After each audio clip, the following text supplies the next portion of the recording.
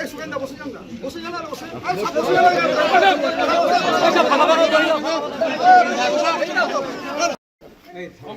আমাদের নাই থাকতো। আপনি বলছেন আমাদের পজিশনে নাই, তাই তো?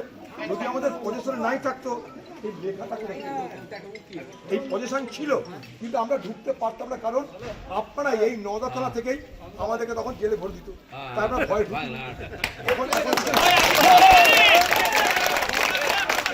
এখন টিএমসিকে মানুষ ঘাট ধাক্কা দিয়ে বার করেছে, আমাদের ঢোকার সময় হয়েছে।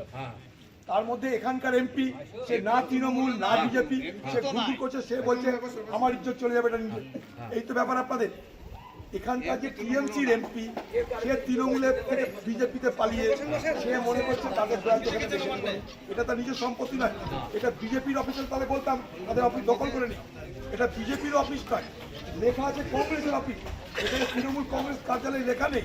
তাহলে আপনি বলুন আমরা কোথায় অন্যায়টা করছি?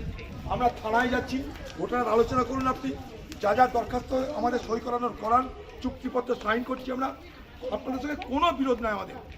উপর আলা দিব্যি করে বলছি আপনাদের সঙ্গে কোনো বিরোধ নাই। আমরা তো পুলিশকে অনুরোধ করছি আমাদের সেন্টিমেন্টটা বোঝার চেষ্টা করুন, এটা আমাদের সেন্টিমেন্ট, আমাদের পার্টি অফিস। আমরা পাশের বাড়িতে দখল করতে যাইনি, ওই বাড়ি দখল করতে যাইনি, আমাদের নিজেদের।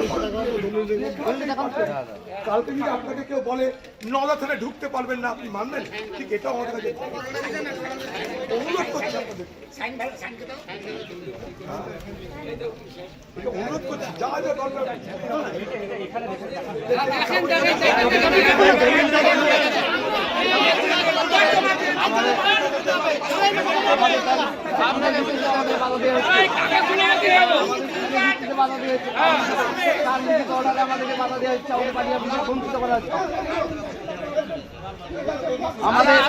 আমাদের অফিস থেকে বঞ্চিত